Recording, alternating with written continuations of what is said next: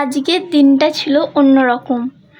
তো দেখো, ওকে আমি বলেছিলাম যে বাজার থেকে কিছু চিকেন আনবে।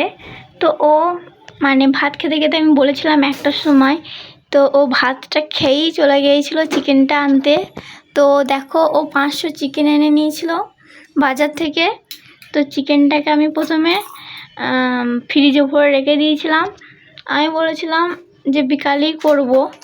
তো দেখো, বিকালে যখন ঘুম থেকে উঠি তখন মনে হয় যেন কিছু একটা খাই।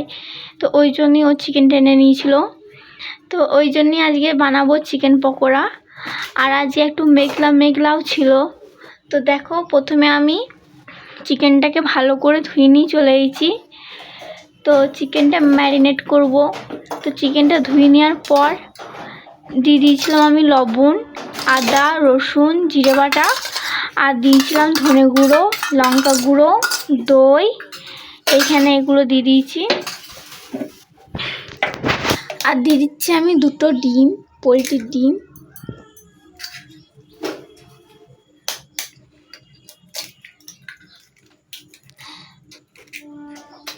ডিমটা আপনারা অবশ্যই দেবেন, তাহলে ভালো লাগবে চিকেন পকোড়াটা খেতে আরও।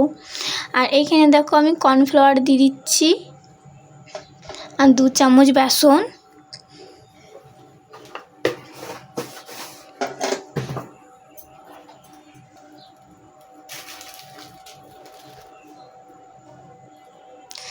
দেখো, এখানে আমি 2 চামচ বেসনও দিয়ে দিয়েছি।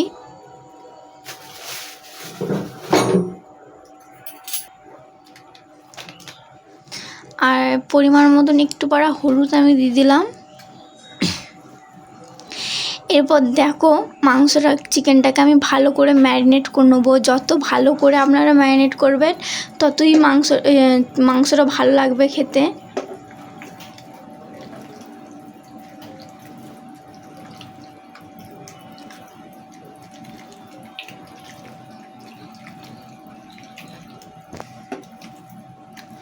তো ও দেখো, বাজার থেকে ও ছোট ছোট পিস করে নিয়েছিল।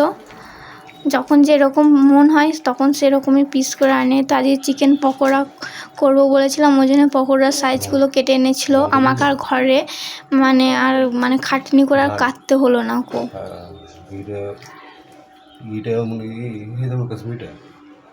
আর এখানে দেখো, আমি 2টো জিনিস ভুলে গিয়েছিলাম, কাশ্মীরি লঙ্কা গুঁড়ো আর গোলমরিচ গুঁড়ো। তো ওই দুটো আমি দিয়ে দিলাম। ও এসে মনে করিয়ে দিল ওই দুটো দিয়েছো কি দাও নাই।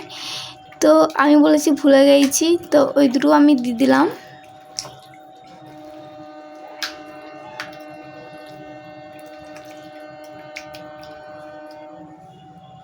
তো দেখো, আমি কত সুন্দর করে ম্যারিনেট করে নিয়েছি এটাকে। এরপর এটা আমি ঢাকা দিয়ে রেখে দেবো 15 থেকে 20 মিনিট।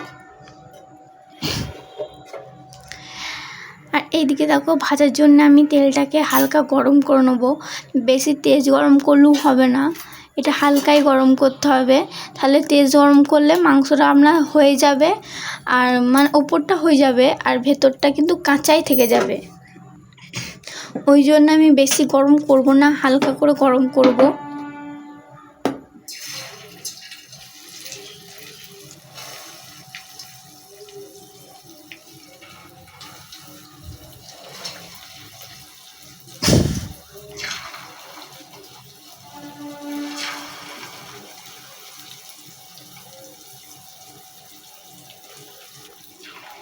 আমি দেখো, একে একে সব আমি চিকেনগুলো দিয়ে দিচ্ছি।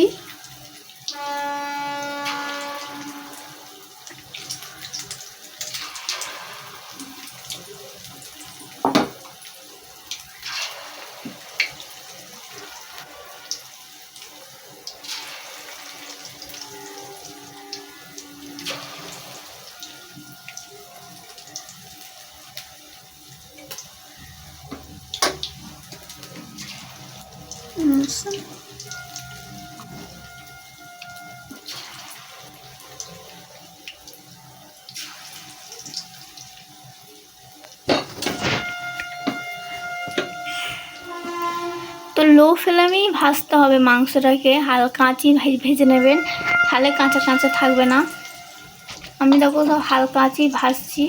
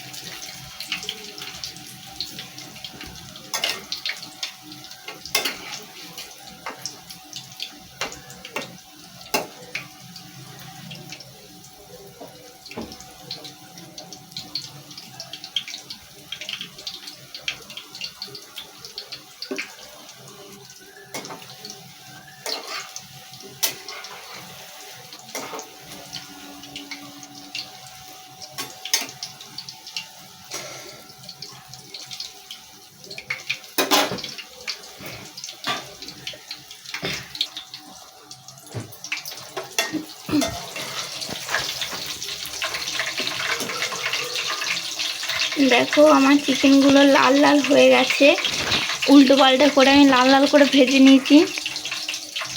এটা আমি একটু টাইম নিয়ে ভেজেছি, আপনারা একটু টাইম নিয়ে ভাজবেন, তাহলে ভালো লাগবে, ভেতরটা সেদ্ধ হয়ে যাবে।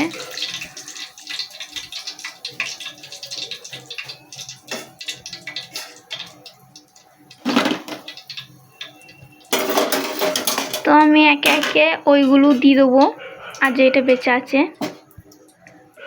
তো দেখো আমি একে একে ওইগুলো আমি দিয়ে দিচ্ছি।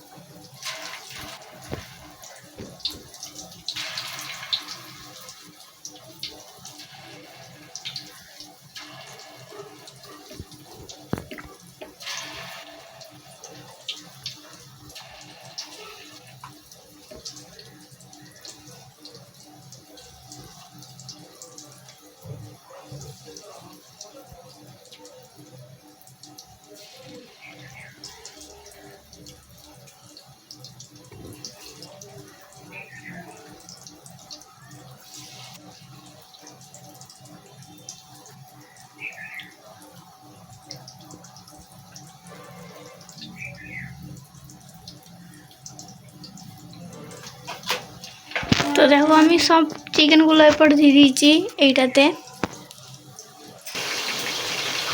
আমি উল্টো পাল্টা করে নিয়েছি।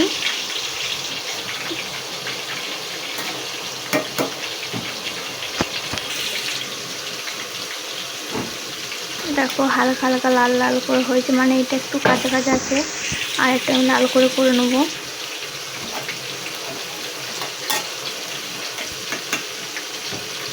দেখো আমার কত সুন্দর ভাজা হয়ে গেছে।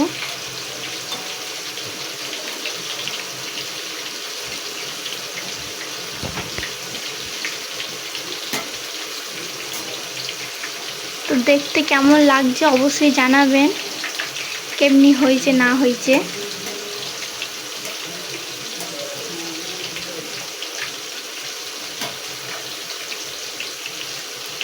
দেখো পকোড়াটা কত মানে ভালো লাগছে দেখতে, মনে হচ্ছে এখনই যেন খেয়ে নিই।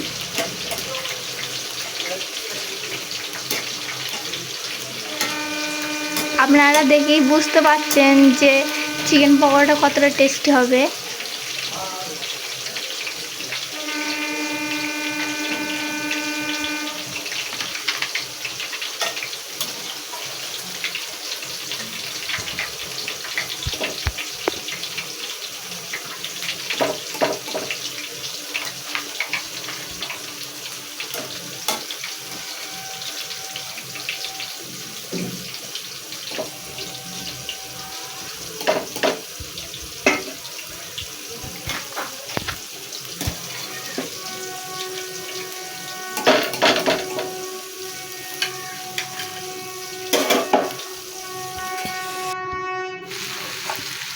ওই তেলে আমি একটা জিনিস করে নেবো, ডিমের পকোড়া।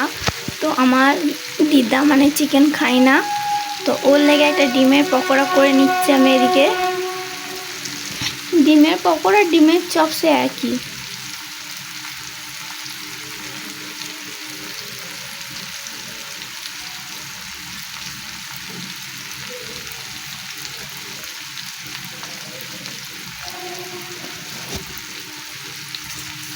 তো দেখো ওর লেগে আমি একটা ডিমের মানে চপ করে নিচ্ছি এদিকে। দেখো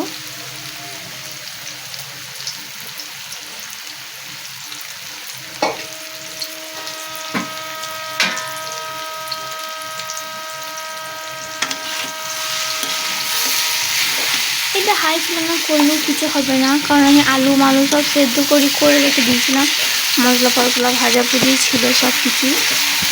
শুধু বেসনটা একটু টেস্ট মানে কুরকুরে টাইপের হওয়ার জন্য একটু করে নেবো আমি অপরটাকে।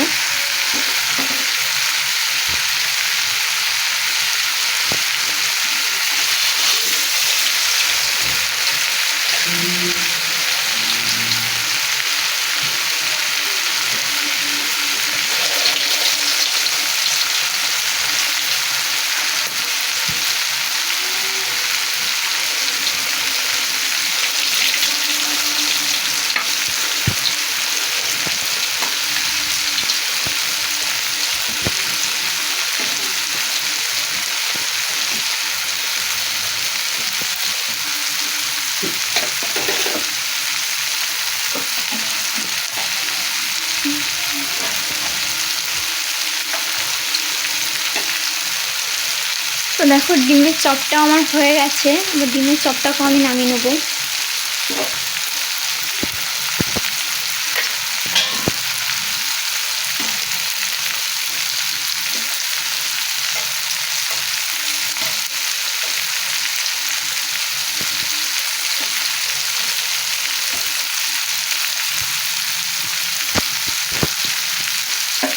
কেমন লাগছে দেখো ডিমের চপটা।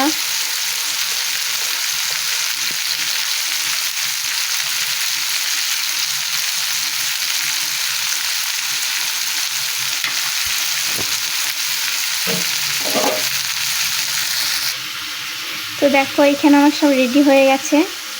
ডিমের চপটাও বানিয়ে নিয়েছিলাম, আর এদিকে দেখো চিকেন পকোড়াগুলো আমার কতগুলো হয়েছে দেখো। দেখেই বুঝতে পারছেন কতটা কুরকুরে টাইপের হয়েছে। দেখো আমি দেখাচ্ছি আপনাদেরকে।